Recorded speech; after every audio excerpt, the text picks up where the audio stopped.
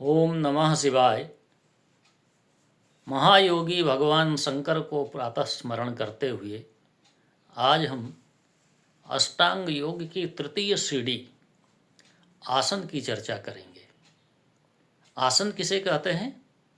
स्थिर सुखम आसनम। स्थिर हो और सुखदायक हो, उस स्थिति को आसन कहते हैं। हम जिस स्थिति में बैठें उसमें नंबर एक स्थिरता होनी चाहिए और दूसरा वो सुखकारक होना चाहिए, उसमें कष्ट नहीं होना चाहिए। तो कई प्रकार के आसन हैं। पद्मासन है, सिद्धासन है, वज्रासन है, शीर्षासन है, सर्वांगासन है, हस्तपादासन है, एक पादासन है। तो इस प्रकार के अनेक आसन हैं। आसन जो है वो जो है शरीर की मुद्राएं हैं और शरीर को स्वस्थ रखने के लिए आसन आवश्यक है।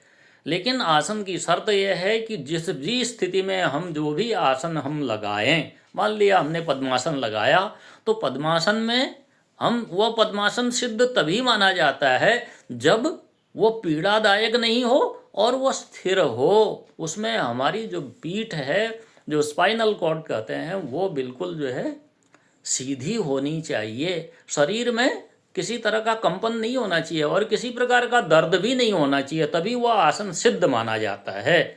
शरीर की शुद्धता के लिए, शरीर को स्वस्थ रखने के लिए और शरीर में लचीलापन बना रहे, इसके लिए योग दर्शन में जो है वो आसन को महत्व दिया गया है। योग दर्शन एक्चुअली जो है, योग दर्शन व्यावहारिक दर्शन है। व्यवहार में हम किस प्रकार से अपने आप को स्वच्छ शुद्ध स्वस्थ रखें, इसके लिए योग दर्शन हमको जो है वो बतलाता है।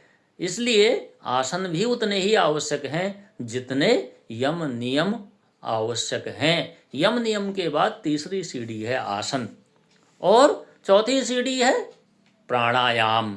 प्राणायाम प्राणों पर नियंत्रण करना। प्राण क्या है? प्राण वायु के रूप में है। हम श्वास लेना, श्वास छोड़ना, अंदर को लेकर के रोकना, कुंभक हो गया। फिर बाह्य प्राणायाम, सांस को बाहर छोड़ दें, हम अपने आप को रोक लें, अंदर न जाने दें।